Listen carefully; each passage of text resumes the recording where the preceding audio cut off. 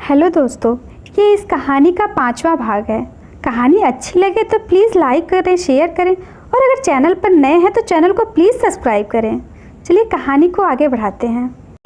शिव के दिन तो जैसे तैसे करके बीत ही जाते थे, पर रातें बिताना आसान नहीं था। पारो की यादें कहाँ उसका पीछा छोड़ने वाली थी। ऊपर से उसके घर वाले दूसरी शादी करने के लिए बार बार दबाव डाल रहे थे और वो बार बार इग्नोर कर रहा था।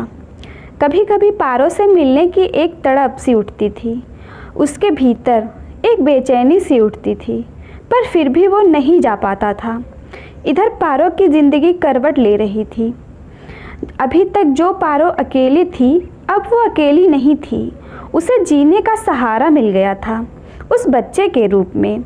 ममता और पारो ने मिलकर कई नाम सोचे, पर दोनों में बहस हो जाती। ममता कहती, दीदी मैं मामी हूँ, नाम तो मैं ही रखूँगी।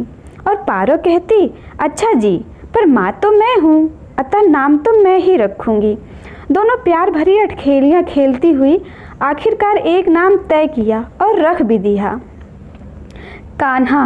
आहा, अपनी यशोदा मैया का कान्हा। कहते हुए दोनों ढेर सारा प्यार लुटाने लगती हैं। किसी से नहीं डरेगा और बहुत ही अच्छा इंसान बनेगा, ना कि अपने बाप की तरह बनेगा। मैं इसे सिखाऊंगी कि औरतों की इज्जत की जाती है, उसे पैरों तले रौंदी नहीं जाती है। पार्वती भावुक हो गई कहते कहते। ममता ने पारो के कंधे पर हाथ रखा और कहा, दीदी बहुत ही सुंदर नाम रखा आपने। अभी, अति सुंदर नाम, ये हमारा अभी है। अभी कहते हुए ममता उसे खिलाने लगी थी। ममता, पर दीदी जब ये बड़ा होगा और अपने पापा के बारे में पूछा तो तब आप क्या कहेंगी? पारो, शिव का नाम बता दूंगी, बड़ी ही खुशी से और चहकते हुए बोली, और फिर रुक गई, मानो उसने यूं ही कह दिया हो। ममता, पर दीदी उनको तो पता भी नहीं है कि आप अभी को लाई हो, फिर? पारो, अरे कोई ना, वो सब बाद में देखेंगे और सोचेंगे। अभी तो मेरा बस एक ही फ़र्ज है, इसे अच्छी परवरिश देना। और रहा शिव का सवाल, तो उन्हें भी इसे अपनाना ही पड़ेगा। सजल नेत्रों से बच्चे को प्यार भरी थपकी देते हुए बोली। रात भी काफ़ी हो चुकी थी। पारो ने कहा कि ममता अब तुम जाओ और सो जाओ। ममता भी ये कहते हुए चली गई कि दी परेशान ना होना, मैं हमेशा आपके साथ हूँ और किसी भी चीज़ की ज़रूरत हो तो मुझे बताना। और चली गई। पारो की आंखों से नींद कोसों दूर थी। उसे बार बार नंदिनी का चेहरा ही याद आ रहा था और सोचती कि नंदिनी कहाँ होगी, कैसी होगी बेचारी। हे भगवान, अच्छा हुआ जो मैं इस बच्चे को ले आई, वरना अनर्थ हो जाता। कहते हुए बच्चे को अपने आंचल से ढकते हुए अपनी गोद में सुला ली और खुद भी सोने की कोशिश करने लगी। इधर शिव की भी बेचैनी बढ़ रही थी। पारो से मिलने की तड़प उसकी बढ़ती ही जा रही थी। एक दिन रत्ना माँ ने कहा, बहुत हो गया ये देवदास बनना, कायदे से तुम हमारी एक बात सुन लो, शादी कर लो, नहीं तो मैं जहर खा लूँगी। और सोचना भी मत कि मैं उस लड़की को वापस आने दूँगी, बड़े ही कड़े शब्दों में बोली। शिव के सब्र का बांध भी मानो टूट सा रहा था। उसने भी कहा कि आप सब भी कान खोलकर सुन लें, मैं दोबारा से शादी तो करूँगा नहीं, चाहे कुछ भी हो जाए। पारो मेरी पत्नी थी, है और रहेगी, इसे कोई झुठला नहीं सकता है। माना हम साथ साथ नहीं हैं, पर इससे हमारा रिश्ता नहीं बदल जाएगा। मैं कभी भी दूसरी शादी नहीं करूँगा, मरते दम तक नहीं। रत्ना, तो क्या यूं ही देवदास बना फिरेगा क्या? शिव, हाँ बन जाऊंगा वो भी। रत्ना, तो मेरी भी बात सुन ले, वो लड़की मुझे फूटी आंख नहीं भाती है, वो यहाँ नहीं आएगी। शिव, वही तो, आज मेरा जो भी हाल है ना माँ, उसकी जिम्मेदार सिर्फ आप हो। आप बेटे का फ़र्ज निभाता हूँ तो पति के फ़र्ज से वंचित हो रहा हूँ, और अगर पति का फ़र्ज निभाने चलता हूँ तो पुत्र के फ़र्ज से वंचित हो जाता हूँ। करूँ तो क्या करूँ? आपको न जाने पार्वती से क्या परेशानी है। शिव खींच कर बोला। रत्ना, हाँ तो मेरी भी सुन लो, वो लड़की इस घर में अब मेरे जीते जी तो नहीं आएगी, बस। शिव बिन बोले चुपचाप गुस्से में पैर पटकते हुए बाहर चला जाता है। शिव ने गहरी सांस ली और आहें भरते हुए बोला, तेरी मोहब्बत से रिहाई किसे चाहिए? तूने बांधा है कुछ इस तरह से, तेरी जुदाई से रिहाई किसे चाहिए? शिव ने ये तय कर लिया था कि वो किसी और को कभी भी पारो की जगह नहीं देगा, आजीवन अकेला रह जाएगा। भले ही हम साथ नहीं हैं, पर इससे भला क्या हमारा रिश्ता बदल जाएगा या फिर क्या हमारा प्यार कम हो जाएगा? नहीं, ऐसा कुछ भी नहीं होगा, क्योंकि वो मेरा पहला प्यार है, पहली नज़र का प्यार है। वो भी तो मेरी तरह अकेली ही है, फिर भला मैं कैसे किसी को भी अपना बना लूँ? एक तो मैंने ऐसे ही पाप किया है, अब दोबारा से कोई पाप करने की मुझ में हिम्मत नहीं है और ना ही करूँगा। शिव भी एक सन्यासी की भांति जीवन व्यतीत कर रहा था। पार्वती जब से गई थी तब से लेकर आज तक शिव ने अपने कमरे में पाँव नहीं रखा था। ऊपर से उसमें बड़ा सा ताला लटका दिया था। न तो वो खुद गया और न ही कोई और गया था। बंद आँखों से पारो की कल्पना करता रहता था कि अब वो कैसी होगी, कैसी दिखती होगी, देख आऊँ क्या, पर कहूँगा क्या उससे, कैसे नज़रें मिलाऊँगा उससे, बस यही सब सोच कर रह जाता था। इधर पारो का तो क्या ही कहना, सारा दिन बच्चे की देखभाल में ही गुजरने लगा था। ममता भी भरपूर साथ देती थी। पारो घर का भी काम देखती और बच्चे को भी संभालती थी। एक दिन मनीष आया और पारो से कहने लगा कि तुम इतनी सुंदर हो, जवान हो, क्यों अपनी जवानी बर्बाद कर रही हो किसी और के बच्चे को संभालने में? भाई हम तो अभी भी आपकी राहों में पलके बिछाए हुए बैठे हैं, चाहो तो अभी भी समय है, हमें अपना बना लो। मुंह में पान चबाते हुए भरे भरे स्वर में कहा पार्वती। अच्छा, हंसने का नाटक करते हुए बोली, लगता है कि उस दिन का मार तुम भूल ही गए हो, दोबारा से याद दिलाना पड़ेगा। कहते कहते गुस्से में देखने लगी। मनीष, अजी आपके लिए तो हम सारा जहां भुला दें, मार क्या चीज़ है, कहो तो बच्चे को भी हम अपना ही नाम दे दें। पारो के गुस्से की तो अब तो हद ही हो गई थी। उसने आव देखा ना ताव, झट से पास में ही पड़ा हुआ एक डंडा उठाया और मनीष को दौड़ाने लगी। आगे आगे मनीष और पीछे पीछे पारो। देखते ही देखते मनीष रफू चक्कर हो गया और पारो डंडे को फेंकते हुए बोली, बड़ा आया, इसके चेहरे का नक्शा ना बिगाड़ दी तो मेरा नाम भी पार्वती नहीं। कहते हुए बच्चे को लेकर कमरे में चली गई। इधर शिव को न जाने क्यों बड़ी ही बेचैनी सी हो रही थी। पारो का ही चेहरा बार बार उसे याद आ रहा था। उसने सोचा कि कहीं पारो को कुछ हुआ तो नहीं ना, वो ठीक तो होगी।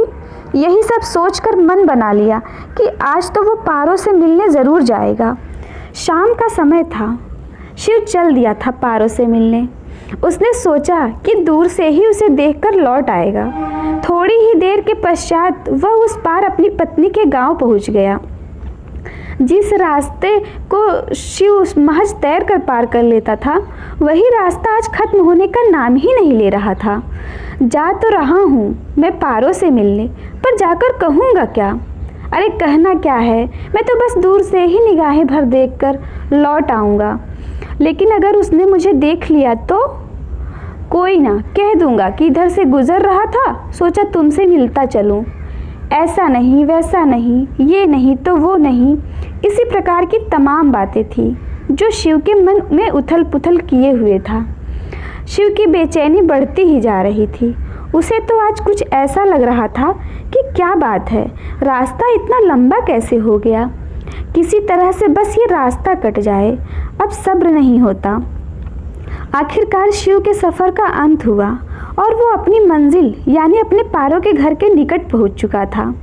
शिव खुद को सबसे बचते बचाते हुए पारो के घर के बाहर वाले मंदिर के पीछे छुपकर खड़ा हो गया था ताकि उसे कोई देख न ले। तभी शिव के कानों में पारो की मीठी सी आवाज़ रस घोल गई, पर यह आवाज़ उसके लिए नहीं थी। वो तो ममता के सागर में गोते लगा रही थी। उसे कहाँ खबर थी शिव के आने की? उसे तो बस अपने कान्हा के नन्हे नन्हे कदमों के पीछे पीछे भागना और उसके रोने पर रोना और उसके हंसने पर हंसना, इतना ही भाता था। पारो, कान्हा मेरा राजा बेटा, मम्मा कहो, कहो ना एक बार, मेरा सोना, बोल दो ना मम्मा। मेरे कलेजे को थोड़ा सुकून मिल जाए, कहते हुए अभी के माथे को बार बार चूम रही थी। कान्हा भी अपनी मासूमियत से भरी और मीठी मीठी आवाज़ में मम्मा बुलाता। पारो की खुशी का तो ठिकाना ही नहीं रहता और वो खुश होकर उसे अपने सीने से लगाकर मेरा बच्चा, मेरा राजा, मेरा सोना, मेरा लाल और न जाने क्या क्या कहती और बलाएं ले रही थी और कहती कि हाय मैं वारी जाऊं, नज़र न लगे मेरे जिगर के टुकड़े को, मेरे राजा बाबू, मेरी भी उम्र लग जाए तुझे। शिव ने धीरे से दीवार को पकड़े हुए झांक कर पारो को देखने की कोशिश की तो देखता है कि पारो यही कोई 1-1.5 साल के बच्चे के साथ खिलखिलाकर हंस रही है। कभी उसके पेट में गुदगुदी कर रही है तो कभी हाथों से होते हुए गले में गुदगुदी कर उस बच्चे को हंसाने की कोशिश कर रही है। जितनी जोर से बच्चे के हंसने की आवाज़ सुनाई दे रही थी उससे भी ज़्यादा पारो की हंसी सुनाई दे रही थी। शिव को कुछ भी नहीं सूझ रहा था, उसका दिल बैठ रहा था। उसे एक पल को तो ऐसा लग रहा था कि उसकी सांसें ही रुक जाएंगी। पूरा शरीर ठंडा होने लगा, काटो तो खून नहीं, कुछ ऐसी स्थिति हो गई थी उसकी। नहीं, क्या पारो ने दूसरी शादी कर ली है? नहीं, मेरी पारो ऐसा नहीं कर सकती। पर यह बच्चा किसका है? पक्का इसी का ही तो है जो कि इतने प्यार से उसके साथ अटखेलियाँ कर रही है। ऐसा नहीं, वैसा नहीं, यही सब तमाम प्रकार की बातें शिव को कुछ यूं विचलित किए जा रही थी कि मानो अभी उसका दम ही निकल जाए। शिव की आंखों से अश्रुधारा फूट पड़ी और वो रोने लगा। इधर शिव की स्थिति से बेखबर पारो तो अपनी ही दुनिया में मस्त थी। अभी को अपनी पीठ पर बैठाए हुए गोल गोल घूम रही थी और गीत गुनगुना रही थी। चंदा है तू, मेरा सूरज है तू, ओ मेरी आंखों का तारा है तू। पारो को परम आनंद मिल रहा था जिसका कोई मोल न था। वो था मातृत्व सुख। आहा, उस सुख का तो क्या ही कहना, देवता भी तरसते हैं इस सुख के प्राप्ति के लिए। शिव अभी भी मंदिर की ओट में खड़ा हुआ पारो को बस निहार रहा था। न जाने कितने सवालों के सैलाब उमड़ पड़े थे उसके जहन में, जिसका जवाब सिर्फ और सिर्फ पारो ही दे सकती थी। पर सवाल ये था कि पूछे कौन? भले ही शिव पारो को देखने के लिए चल तो पड़ा था, पर अभी भी उसका अहम उसके साथ ही था। आखिर वो कहाँ छूटने वाला था? शिव सोचता तो था कि अभी के अभी पारो से जाकर पूछ ही ले कि तुमने मेरे साथ बेवफाई क्यों की? मैंने तो शादी नहीं की, फिर तुमने ऐसा क्यों किया? बस खुद से ही ये सब सवाल करता शिव चुपचाप दबे पांव वहाँ से जाने का फैसला किया और चला गया। शिव पारो से बिना मिले ही चला गया। उसे तो यही लगा कि पारो अब उसकी नहीं रही, वो तो अब किसी और की बन चुकी है। और तो और उसका तो एक बच्चा भी है। क्या उसे दूसरी शादी की इतनी जल्दी थी कि उसने मेरा इंतज़ार भी नहीं किया? तुमने मेरे साथ बिल्कुल भी अच्छा नहीं किया पारो। माना कि मैंने भूल की थी, पर तुमने तो दुनिया ही उजाड़ दी। हमने तो अपने प्यार को मंदिर बना दिया और उस मंदिर की तुम्हें देवी माना। सारी उम्र तुम्हारी पूजा करनी चाहिए, पर तुमने एक ही झटके में उस प्यार भरे मंदिर को ध्वस्त कर दिया पारो, ध्वस्त कर दिया। कहते कहते शिव रोने लगा। मैंने तो हर पल सिर्फ तुमसे प्यार किया था और अभी भी करता हूँ, पर तुम्हारा प्यार इतना कच्चा था जो इतनी आसानी से दम तोड़ दिया। शिव की आंखों के सामने मानो अंधेरा सा छा गया था। बस किसी तरह वो रास्ता तय कर रहा था। सुना है दर्द का एहसास सिर्फ अपनों को होता है, पर जब दर्द ही अपने दे तो एहसास कौन करे? जरा सी गलत फहमी पर ना छोड़ो किसी का दामन, क्योंकि पूरी ज़िंदगी बीत जाती है किसी को अपना बनाने में। शिव को आज अपने भूल पर पछतावा हो रहा था। ना मेरा दिल बुरा था, ना उसमें कोई बुराई थी, बस नसीब का खेल है, क्योंकि मेरी किस्मत में ही जुदाई थी। जैसे जैसे खुद को संभालते हुए शिव किसी तरह से गंगा किनारे तक पहुंचा। चल कहीं और रहा था तो पैर कहीं और पड़ रहे थे। डबडबाई आंखों से बस लड़खड़ाते कदमों से एक पान की दुकान पर जाकर बैठ गया और रुआंसे से भरकर अपने शर्ट के गले के भाग वाले बटन को खोलने लगा। एक हाथ से बटन को खोलता और दूसरे से गले को सहलाता। पान वाला अपनी ही धुन में पान लगा रहा था। पान वाला देखने में सांवले रंग का मोटा तगड़ा और सर पे कत्थई रंग की टोपी पहने हुए भूरे रंग के गद्दे पर बैठा हुआ था और बड़ी ही मस्ती में गाए जा रहा था। खाई के पान बनारस वाला, खुल जाए बंद अकल का ताला। पान वाले के गाने ने आखिर शिव का ध्यान अपनी ओर खींचा और वह बड़ी ही ध्यान से पान वाले की तरफ देखते हुए कहा कि पान वाले भैया, क्या कोई ऐसा भी पान बनाते हो आप जिससे कि दिल का दर्द कुछ कम हो जाता है? पान वाला, का बात हो बबुआ, का भइल तो के काहे के इतना उदास बाड़ा? शिव, बस यूं ही भैया। पान वाला शिव की आंखों में झांकते हुए, ए बबुआ, बुझाता कि तोहार मेहरारू नैहर गइल बा, का यही से तू इतना दुखी बाड़ा? शिव, हाँ, कुछ ऐसा ही समझ लीजिए। पान वाला, तब ला है पान, चबा, अब कुल दिन के दर्द के दूर करा। हंसते हुए एक बीड़ा पान लगाकर देते हुए कहा। शिव ने पान वाले से पान ले लिया और खाने लगा। थोड़ी ही देर के लिए सही, उसका दर्द कुछ कम तो अवश्य ही हुआ था। थोड़ी देर तक शिव वहीं बैठा रहा और फिर पान वाले को पैसे देकर अपने घर की तरफ चल दिया। घर आने के बाद भी शिव एकदम से गुमसुम सा बैठा था और ज़मीन की तरफ टकटकी लगाए बस देखे जा रहा था। रत्ना माँ भी कुछ नहीं समझ पा रही थी कि क्या हुआ है इसे, यूँ मुंह लटकाकर क्यों बैठा हुआ है। हे भगवान, न जाने उस चुड़ैल ने कौन सा जादू टोना कर दिया है मेरे बेटे पर, जो ये मेरी एक भी बात नहीं सुनता है। न जाने क्या होगा इसका। अपने माथे को पकड़ते हुए, अपने ही आप से बड़बड़ाते हुए रत्ना माँ शिव को बड़ी बड़ी आंखें करके घूरते हुए बोली। रत्ना माँ 3 से 4 बार शिव को आवाज़ दी, पर शिव तो अपने ही ख्यालों में गुम था। उसकी आंखें मानो पथरा सी गई थी। कान और दिमाग दोनों ही मानो एकदम से शून्य ही पड़ गए थे। जो शोर शिव के भीतर मचा हुआ था, भला उसके आगे बाहरी शोर कैसे सुनाई दे। उसे तो बस एक ही गम सता रहा था, एक ही चिंता खाए जा रही थी कि आखिर पारो ने मेरा इंतज़ार क्यों नहीं किया। इतनी आसानी से किसी और का दामन थामे आगे कैसे बढ़ गई। ऊपर से एक बच्चा भी है उसका। अच्छा नहीं किया तुमने मेरे साथ पारो, बिल्कुल भी अच्छा नहीं किया तुमने। कहते हुए शिव प्यार में धोखा खाए हुए किसी प्रेमी की भांति पीड़ा से आहत हो गया। इधर पारो का तो क्या ही कहना। शिव की मनोदशा से एकदम से बेखबर पारो अपने कान्हा की परवरिश में जी जान से जुट गई थी।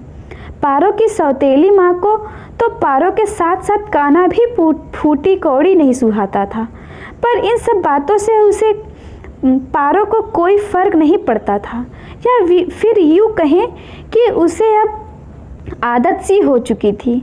उसे पता था कि मैं जो भी कर लूँ, छोटी माँ को तो उसमें कमियाँ ही नज़र आएंगी। कोई ना हो, वो अपना काम करे और मैं अपना करूँगी। ऐसा भी नहीं था कि घर के बाकी सब कान्हा से प्यार नहीं करते थे। ममता भी जी भरकर अपना प्यार लुटाती थी उस पर, और अब उसका भाई भी उसे अपना मानने लगा था। छोटी बहन नीति भी आते जाते उसे दुलार और पुचकार लेती थी। कभी कभी कुछ औरतें जो कि आसपास में रहने वाली थी, वो भी कह देती थी कि अरे पगली, इस पराये बच्चे से इतना दिल न लगा, वरना एक दिन ये भी तुझे तेरे पति की तरह छोड़ जाएगा। इतना सुनते ही पार्वती के कलेजे पर तो मानो वज्रपात ही हो गया है। नहीं नहीं, ऐसा कदापि नहीं होगा, मैं होने ही नहीं दूंगी। औरतें कहती, अपना खून तो अपना सगा ही नहीं होता है पार्वती, पर ये तो फिर भी पराया ही है। हमारा कहा तुझे आज भले ही बुरा लग रहा है, पर कल समझ में आएगा। हाँ, देख लेना पारो। ठीक है, तब की तब देखेंगे ना। आज ये सोचकर मैं अपने बच्चे को छोड़ तो नहीं सकती हूँ ना। और हाँ, आपसे मेरी फिक्र ना ही करे तो ही अच्छा है। कहते हुए पारो आगे बढ़ जाती थी। ये सब बातें कोई एक दिन की नहीं थी। आए दिन कुछ न कुछ कोई ना कोई कह जाता था, और पारो बड़ी ही खूबसूरती से उसका जवाब भी दे जाती थी। कोई तो यहाँ तक कह जाता था कि हे भगवान, पति ऐसा नहीं होता तो पता नहीं क्या करती ये लड़की। जरूर इसी में कोई खोट होगा जो वो इसे छोड़ दिया। पारो के पास तो इसका भी जवाब रहता था, और वो बड़ी ही बेबाकी से जवाब देती, हाँ हाँ बिल्कुल सही कहा आपने, पर उनकी क्या मजाल जो मुझे छोड़ दें। वो तो मैंने खुद ही उनको छोड़ा था, क्योंकि बात मेरे आत्मसम्मान की थी, इसलिए मैं उन्हें छोड़कर चली आई। मुंह टेढ़ा करके आंखें गोल गोल घुमाते हुए कहती, बात करती हैं, और बड़ी ही शान से सर ऊंचा किए हुए निकल जाती थी। एक दिन ममता ने कहा कि दीदी, अगर शिव जीजा जी ने दूसरी शादी कर ली तो फिर आप क्या करेंगी? पारो मुस्कुराते हुए बोली, ना ना ना, एक बार को तो सूरज पूरब की बजाय पश्चिम से निकल आएगा, पर मेरे देवदास बाबू कभी भी अपने पारो की जगह किसी और को नहीं देंगे। ममता, अच्छा जी, इतना भरोसा है आपको अपने देवदास बाबू पर? छेड़ते हुए बोली। पारो, हाँ, खुद से भी ज़्यादा, और हंसने लगी। इधर शिव के लिए भी ढेर सारे रिश्ते आ रहे थे। शिवदास अब देवदास बना फिरता रहता था, किसी से बात भी नहीं करता था, करता भी था तो वो भी बहुत ही कम, बाहर आना जाना भी छूट गया था। बस चेहरे पर उदासी और ढेर सारी मायूसी लिए हुए चुप रहता था। शिव को उसके रिश्तेदार, संगी और साथी सभी बस यही समझाते कि यार अब बस कर, शादी कर ले किसी से। जब तक तू अपने दिल में किसी और को नहीं आने देगा, तब तक पार्वती तेरे दिल से नहीं जाएगी। यूँ देवदास बने रहोगे तो कैसे काम चलेगा? कम से कम अपने घर वालों का तो सोचो। शिव सबकी बातों का जवाब नहीं देता था और चुपचाप चला जाता था। मन ही मन सोचता कि कैसे उसे भुला दूं, भले ही उसने शादी कर ली है, पर मैं कैसे कर लूं? नहीं कर सकता मैं। पारो, तुमने मेरे साथ अच्छा नहीं किया, कहते हुए रो पड़ता था। पारो अब पहले जैसी बिल्कुल भी नहीं थी। पारो एक नए आत्मविश्वास से भरी हुई थी। अब उसकी आंखों में आंसू नहीं, बल्कि एक नई उम्मीद और एक नई चमक थी। अब तक तो उसकी ज़िंदगी दिशा विहीन थी, पर अब उसे जीने की एक उम्मीद मिल गई थी, उस बच्चे के रूप में। कब सुबह से शाम होती और शाम से रात हो जाती, उसे पता ही नहीं चलता था। जिस पार्वती का समय शिव के वियोग में गुजर रहा था, अब उसी का समय कान्हा को पालने में गुजरने लगा था। हाँ, कभी कभी उसे शिव की याद आ जाती थी, तो बस यही सोचकर अपने मन को शांत कर लेती कि ठीक ही होंगे, पता नहीं उन्हें अब मेरी याद आती भी होगी या नहीं। बस तरह तरह के ख्याल आते जाते रहते थे। इधर शिव का क्या ही कहना, वो तो जैसे लग रहा था कि गलत फहमी के अंधेरे में गुम हो रहा था। धीरे धीरे शिव हर रोज़ पान वाले की दुकान पर जाने लगा। उसे जब भी समय मिलता पहुंच जाता था, काफ़ी देर तक बैठे रहता था, पान वाले से ढेर सारी इधर उधर की बातें करता और लौट आता। एक दिन एक अनहोनी हो गई और अचानक से शिव के पिता का दिल के दौरा पड़ने की वजह से मृत्यु हो गई। शिव को बहुत ही बड़ा झटका लगा था और रत्ना भी टूट गई थी पति की मौत से। घर में फिर से रिश्तेदारों का आना जाना शुरू हो गया था। कोई कहता कि हे ईश्वर, उनको तो स्वर्ग नसीब हुआ, पर पीछे अपने बेटे का घर भी नहीं बसा पाए और चले गए। तो कोई कहता कि बेचारी लड़की पार्वती का हाय लग गया और देखो क्या हो गया, अभी तो सेठ जी अच्छे भले थे और अचानक से इतना बड़ा हादसा हो गया। इसी को तो कहते हैं भैया, किसी के दिल को मत दुखाओ, पर कोई समझे तब ना। लोगों की तरह तरह की बातें सुनकर रत्ना चुप ही रहती थी, करती भी तो क्या, बस इसीलिए सबकी बातों को सुनती और नज़रअंदाज कर देती। शिव को तो अब पहले से भी ज़्यादा जिम्मेदारी आ गई थी। शिव भी अपने काम में ही ज़्यादातर व्यस्त ही रहता था। इधर पार्वती को भी नहीं पता था कि उसके ससुर जी का देहांत हो चुका है। वो तो बस अपनी ही दुनिया में मस्त थी।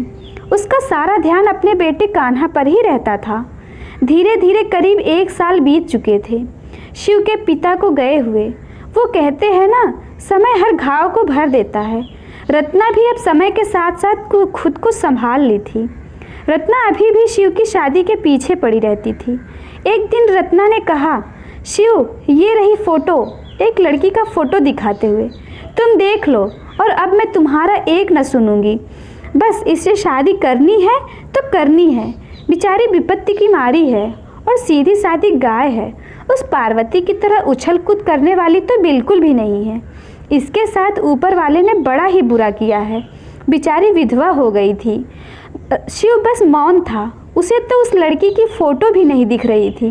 वो खो गया था पारो की यादों में, या फिर यूँ कहें कि उसे उस तस्वीर में भी वही दिख रही थी। रत्ना के बार बार पूछने पर आखिरकार उसने हाँ कह दिया। रत्ना की खुशी का तो मानो कोई ठिकाना नहीं था। उसने खुशी खुशी लड़की वालों को आने के लिए कह दिया। शिव ने विवाह की मंजूरी तो दे दी थी, पर उसे अंदर से कुछ भी अच्छा नहीं लग रहा था। उसे ऐसा लगता था कि जैसे पारो उससे पूछ रही हो कि क्यों उन्होंने उसकी जगह किसी और को दे दिया, और इतनी आसानी से। कहते थे 7 जन्मों का प्यार है, क्या यही है आपका प्यार? इतनी जल्दी दम तोड़ दिया, वगैरह वगैरह। शिव को यह सब बातें विचलित कर जाती। उसे ऐसा लगता था कि वो पारो के साथ नाइंसाफ़ी तो नहीं कर रहा है ना। तभी अगले ही पल सोचता, नहीं नहीं, पारो ने भी तो मेरे साथ ऐसा ही किया, एक बार भी मेरे बारे में नहीं सोचा, तो भला मैं क्यों सोचूं? खुद ही कुछ सोचता तो अगले ही पल कुछ सोचता। पर शिव ने भी अब दूसरी शादी का मन बना ही लिया था। कुछ दिनों बाद वो पल भी आ गया जब शिव को लड़की देखने के लिए जाना पड़ा। जैसा कि लड़की वाले अपने होने वाले दामाद की बड़ी ही आवभगत करते हैं, ठीक वैसे ही शिव और रत्ना माँ का भी खूब आवभगत किया जा रहा था। कुछ औपचारिकता पूरी करने के बाद तय हुआ कि शिव अकेले में लड़की से मिल ले, ताकि दोनों को एक दूसरे से बात करने का और एक दूसरे को समझने का भी मौका मिल जाएगा। थोड़ी देर बाद शिव को अकेले बरामदे में छोड़कर बाकी सब बाहर चले गए। शिव अपनी नज़रें नीची किए हुए शांत बैठा था। तभी एक सफ़ेद रंग के सूट में एक लड़की आई और उसे नमस्ते करके वहीं बैठ गई। शिव ने भी नमस्कार करके इधर उधर देखने लगा। काफ़ी देर तक सन्नाटा छाया रहा। फिर शिव ने अपनी चुप्पी तोड़ते हुए कहा, जी वो आपका क्या नाम है? लड़की, जी नंदिनी, बड़ी ही सरलता से बोली। शिव, अच्छा है, पर मैं वो कहना चाहता हूँ कि अभी शिव की बात पूरी भी नहीं हो पाई थी कि नंदिनी ने कहा, देखिए आपको मुझसे क्या बात करनी है ये मैं नहीं जानती हूँ, पर हाँ मुझे आपसे एक बात ज़रूर कहनी है, और वो ये है कि मैं एक विधवा होने के साथ साथ एक बच्चे की माँ भी हूँ, जिसने अपने इन्हीं हाथों से उसे किसी और को सौंप आई। कहते हुए नंदिनी फफक कर रोने लगी।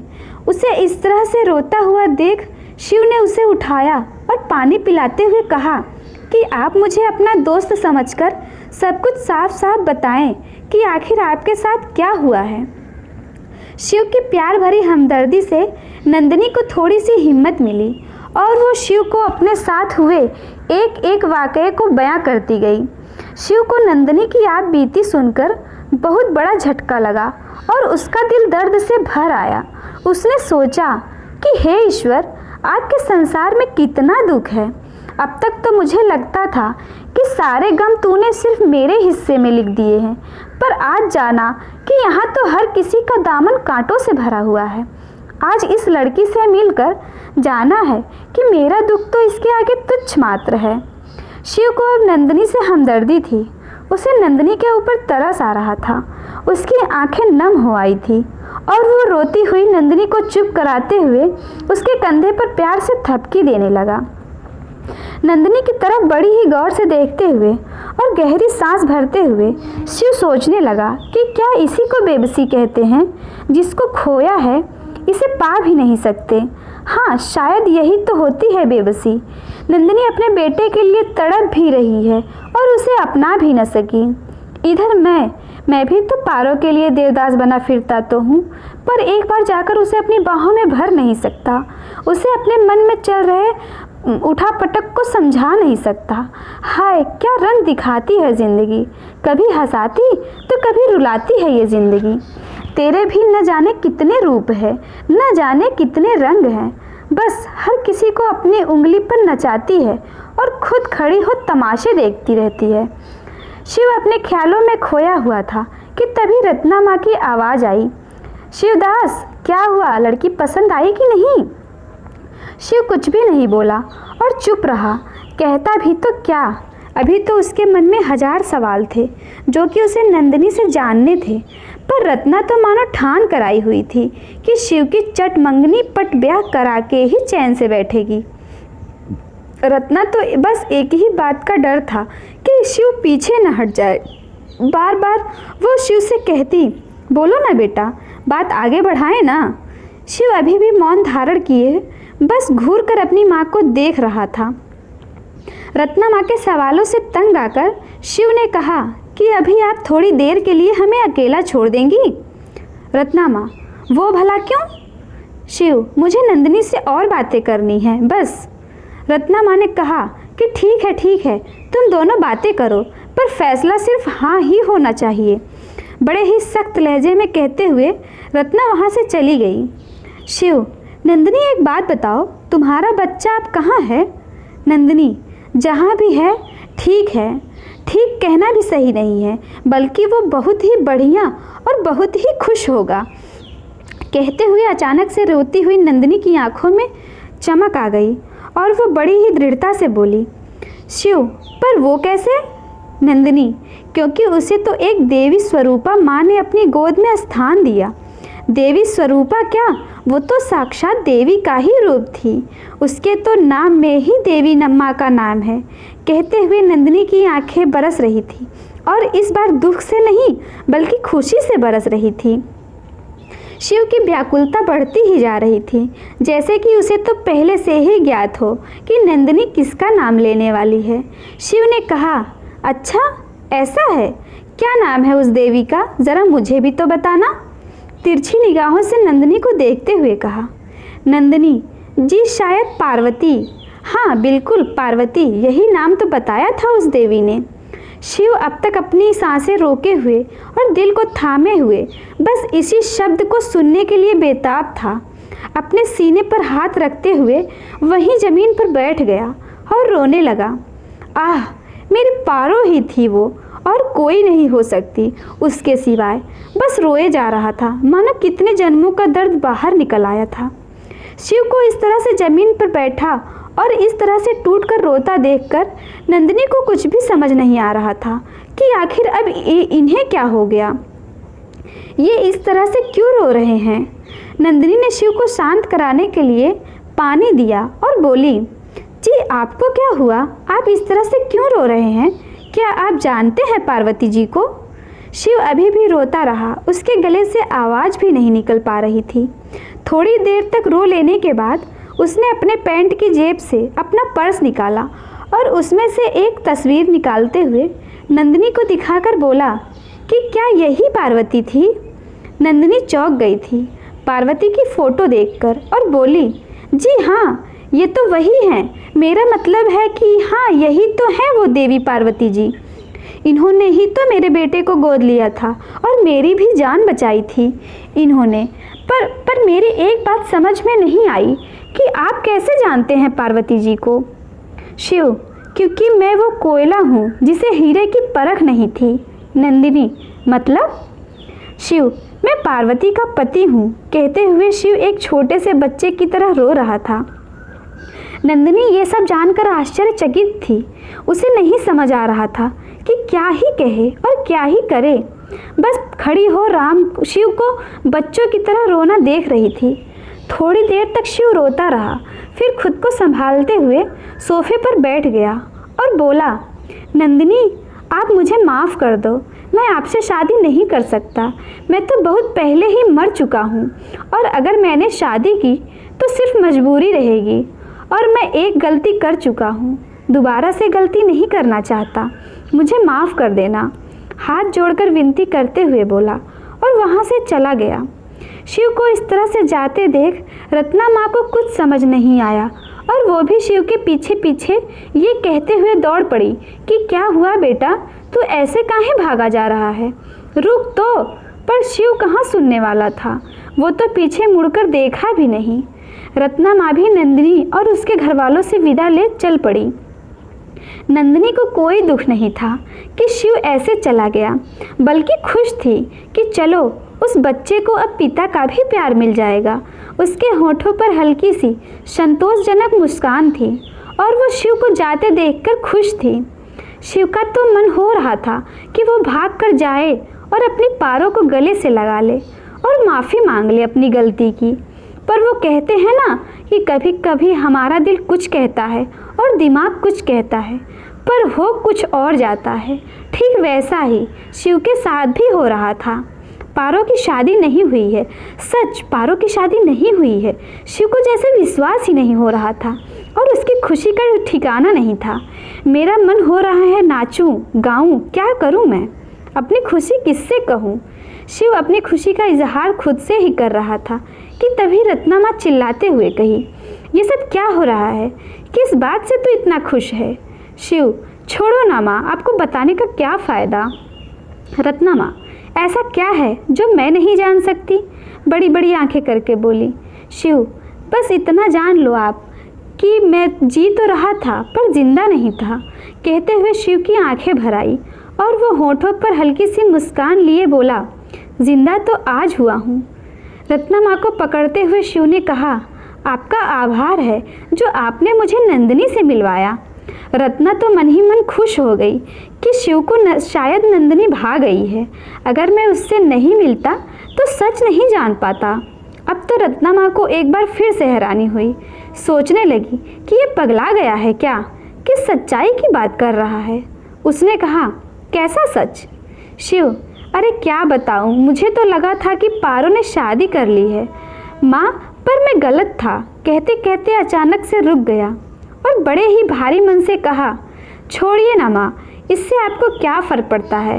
मैं भली प्रकार से जानता हूँ कि आपको मेरी बात पसंद नहीं आएगी। कहकर शिव चला गया। रत्ना माँ मारे गुस्से से अपने दांतों को पीसते हुए अपने माथे पर ठोकते हुए बोली, हे भगवान, ये डायन कब मेरे बेटे का पीछा छोड़ेगी, मर क्यों नहीं जाती। वैसे तो वो यहाँ नहीं है, पर फिर भी अपने होने का एहसास मानो हर पल कराती है, डायन कहीं की। कहते हुए रत्ना इधर उधर टहलने लगी। शिव खुशी से पागल हुआ जा रहा था और फिर से पहुँच पान वाले की दुकान पर, क्योंकि एकमात्र पान वाला ही ऐसा व्यक्ति था जिससे बात करके शिव को असीम शांति की अनुभूति होती थी। पान वाला, का हो बबुआ, आज तक तू बहुते खुश बाड़ा। शिव, हाँ हाँ बिल्कुल पान वाले भैया, आज तो मैं बहुत ही खुश हूँ। पान वाला, का भैल बाहो बाबू। शिव, बस भैया इतना ही जान लो कि आज मैं एक और पाप का भागीदार बनते बनते बाल बाल बचा, नहीं तो मैं भविष्य में पारो को क्या मुंह दिखाता। पान वाला एक बीड़ा पान लगाकर शिव की तरफ बढ़ाते हुए, ई लो बाबू, खाए लो। शिव, आज तो कोई सादा पान नहीं, कुछ अलग सा पान खिलाओ भैया, ताकि मैं सब कुछ भूल जाऊं। पान वाला दूसरा पान लगाकर देते हुए, ई लो बाबू। शिव ने पान को लिया और खाने लगा। शिव नशे वाली पान खाते ही मानो एकदम से हवा में उड़ने लगा था। उसका सर चकराने लगा, क्योंकि उसे पहले से तो आदत थी नहीं। शिव का मन आत्मग्लानि से भर गया था। हाय, मैं कितना नीच हो गया हूँ पारो। और पारो तो साक्षात देवी का ही तो स्वरूप है, जो उसने इस विषम परिस्थिति में भी किसी और के बच्चे को ही अपना ली है। सच में पारो कोई साधारण औरत हो ही नहीं सकती। शायद मैं उसके योग्य था ही नहीं, जो विधाता ने हमें अलग कर दिया। पारो वो हीरा है जो मुझ जैसे को तो कतई नहीं मिल सकती है। धन्य है पारो और धन्य है उसका हृदय। किस मुंह से मैं उसके पास जाऊं, क्या कहूं। मेरी तो अब हिम्मत ही नहीं है कि मैं पारो का सामना भी करूं। नहीं, हे विधाता, अब तो मैं कभी भी पारो का सामना नहीं कर सकता, पर हाँ, उसके प्रति मेरे जो भी कर्तव्य होंगे उन्हें मैं पूरी अवश्य करूँगा। शिव अपने मन ही मन ढेर सारी बातें करता रहा। थोड़ी देर बाद वो वापस लौट आया। इधर समय के साथ साथ पारो के ममता की छाँव में कान्हा भी बड़ा होने लगा। कभी कभी पारो की फ्रेंड सुजाता भी परी को लेकर आ जाया करती थी, जिससे दोनों बच्चे एक साथ खेलते थे। शिव का भी जब भी जी करता पहुंच जाता था और दूर से ही दोनों को देखकर लौट आता था। रत्ना भी अब थक हार कर बैठ गई थी। अब वो शिव को शादी करने के लिए कहना भी लगभग छोड़ ही चुकी थी। मनीष अभी भी पारो पर दबाव डालता था कि वो उससे शादी कर ले, पर पारो का भी हर बार की तरह जवाब ना ही रहता था। समय का पहिया अपनी रफ्तार से बढ़ रहा था। धीरे धीरे सभी अपनी अपनी ज़िंदगी में मसरूफ़ यानी बिज़ी हो गए थे।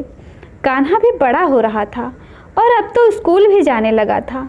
कान्हा जैसे जैसे बड़ा हो रहा था वैसे वैसे अपने पिता के बारे में जानने की उसकी इच्छा भी तीव्र हो रही थी, क्योंकि वो अपने दोस्तों के पापा को देखता तो उसके मन में भी विचार आता कि मेरे पापा कहाँ हैं।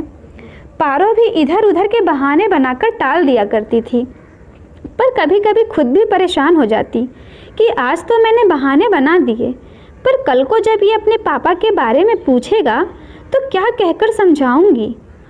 वो कोई ना, कह दूंगी कि शिव ही इसके पापा हैं, पर अगर इसने पूछा कि वो अलग क्यों रहते हैं तो कह दूंगी कि हम दोनों की बनी नहीं, हम अलग हो गए। ऐसा नहीं तो वैसा नहीं, हजार तरह के ख्याल उसके दिमाग में आते। शिव भी अब निश्चिंत हो अपने कारोबार पर ध्यान देने लगा था, पर अब वो धीरे धीरे नशे का आदी बनने लगा था। ऐसा नहीं था कि वो शराब पीता था, नहीं, पर वो भांग का नशा जरूर करता था, जिसकी वजह से वो पारो की यादों से दूर जाने की बजाय और उसकी यादों में ही खोया रहता था, और यकीनन उसे उन्हीं यादों से सुकून मिल रहा था। शायद यही प्यार होता है, एक दूसरे से दूर होकर भी बेपनाह प्यार ही तो प्यार कहलाता है। शिव और पारो भले ही नदी के दो किनारे थे, पर उनसे उनका प्यार कम नहीं हुआ था, बल्कि और भी गहरा हो गया था। उनका प्यार मन से मन का था, दिल से दिल तक का था। उनके प्रेम में शारीरिक सुख का कोई लेना देना नहीं था, पर एक दूसरे को देखने की ललक ज़रूर थी, और यही ललक, यही चाह दोनों को दूर होते हुए भी बांधे हुए था। सिर्फ बांधे ही नहीं था, बल्कि यही चाह शिव को बार बार पारो की तरफ खींच रही थी। पर वो कहते हैं ना, कुछ मर्द अपने अहम को नहीं छोड़ पाते हैं, बस कुछ ऐसा ही था शिव के साथ भी। वो पहले से ही काम बातें करने वाला इंसान तो था ही, साथ ही अपनी बातों को खुलकर सामने नहीं रख पाता था। कभी कभी तो शिव का मन होता कि वो जाए और अपनी पत्नी पारो को खींचकर अपनी बाहों में भर ले और ऑर्डर देते हुए कह दे कि देखो, अब बहुत हो गया रूठना मनाना, अब चुपचाप घर चलो, क्योंकि उसके बिना घर वीरान सा हो गया है, और मैं तो मुझ में रहा ही नहीं। तुम्हारे बिना मैं अधूरा सा हूँ, अब तुम्हारे बिना मेरा जीना दूभर हो रहा है। पर नहीं, बस मन के ख्यालों में ही ये सब बातें करके शिव अगले दिन फिर भूल जाता, और याद रहता तो सिर्फ और सिर्फ अहंकार। कान्हा देखने में बड़ा ही प्यारा था। अजीब क्यों ना हो, बच्चे होते ही भगवान का रूप हैं। लाल लाल होंठ बिल्कुल गुलाब की पंखुड़ियों के जैसे थे, गोल गोल बड़ी बड़ी आँखें, ऊपर से काले और घुघराले बाल तो जैसे सुंदरता को और भी बढ़ा रहे थे। कान्हा का रूप ऐसा था कि जो भी उसे देखता एक बार को उसे बिना चूमे, बिना प्यार किए नहीं रह पाता था। पारो कान्हा की यशोदा मैया जो ठहरी, हरदम लाल मिर्ची वार कर चूल्हे में जलाती थी और आसपास के लोगों को कोसती रहती थी। हर बला से वो कान्हा को दूर ही रखती थी। अपने बेटे की माँ भी थी और पापा भी थी। शिव भी कभी कभार चोरी चोरी बच्चे से मिलने उसके स्कूल में चला जाता था और कहता था कि उसकी मम्मी को न पता चले। कान्हा को भी शिव का सानिध्य न जाने क्यों अच्छा ही लगता था, जिसकी वजह से उसने भी अपनी मम्मी को उसके बारे में कभी नहीं बताया। पार्वती को एक दिन एहसास हुआ कि सुजाता का तो कोई अता पता ही नहीं है, और वो सोचने लगी, हे भगवान, अपने माथे को ठोकते हुए, ये सुजाता की बच्ची कहाँ मर गई है? इतने दिन हो गए, आई नहीं मुझसे मिलने। आखिर क्या हुआ, क्यों नहीं आई? इतने दिन तो कभी नहीं होते थे, आ ही जाती थी। एक वही तो है मेरी सबसे खास और मेरी चहेती, जिससे मैं अपने दिल का बात को बिना डरे और बिना झिझक के खुलकर कह लेती हूँ। पारो को सुजाता की बड़ी ही चिंता हो रही थी, तो उसने सोचा कि चलो, हर बार तो वही आती है, सुजाता की बच्ची, इस बार मैं उसे और परी को सरप्राइज़ दूंगी। फिर क्या था, पारो अगले ही दिन पहुंच गई सुजाता के घर। पारो पहली बार सुजाता के घर पर आई थी, जिसकी वजह से उसे थोड़ा सा अजीब सा लग रहा था कि सुजाता के घर वाले कहीं बुरा न मान जाएं। मुझे इस तरह से यहाँ देखकर। कोई ना पारो, जिसको जो मानना है वो मानता रहे, पर मैं तो आज इस सुजाता नाम की भूतनी से मिलकर ही आऊँगी। पारो अपनी आंचल के छोर को अपने कमर से लपेटते हुए सोचती है और आगे बढ़ने लगी। सुजाता का घर 2 मंजिल में बना हुआ था। देखने में लग रहा था कि जैसे पुराने ज़माने की पुरानी हवेली हो। पारो का पैर कांप रहे थे, पर फिर भी वो निडरता से आगे ही बढ़ती चली जा रही थी। पारो को परी के रोने की आवाज़ सुनाई दे रही थी, तो पारो उसी आवाज़ के पीछे चल दी। जैसे जैसे वो आगे बढ़ रही थी, वैसे वैसे उसे एक औरत के बोलने की भी आवाज़ सुनाई दे रही थी, मानो वो औरत किसी को बड़ी ही बुरी तरह से डांट रही हो और बुरा भला कहकर ताने दे रही हो। हे ईश्वर, हे महादेव, किस कलम से मेरे बेटे का भाग्य लिखा, जो इस कुलक्षणी को मेरे बेटे के भाग में लिख दिया। वंश तो दे नहीं पाई, ऊपर से मेरे वंश को भी खा गई। अपने दांतों को भींचते हुए बोले जा रही थी। न जाने वो कौन सी मनहूस घड़ी थी जो इसे ब्याह कर लाई थी। मैं अपने माथे पर ठोकते हुए बोली, सत्यानाश हो इसका। पारो के मन में उत्सुकता जागृत हो रही थी कि आखिर ये औरत है कौन और ये इस हद तक किसे बुरा भला कह रही है। जैसे जैसे पारो आगे बढ़ती, वो आवाज़ तेज होती जा रही थी। अरे ये क्या, ये तो नहीं, ऐसा नहीं हो सकता, ये झूठ है। हे गंगा मैया, ये सब कुछ देखने से पहले मैं मर क्यों नहीं गई। कुछ इस तरह से पार्वती जोर जोर से विलाप करने लगी। इसके आगे की कहानी अगले भाग में।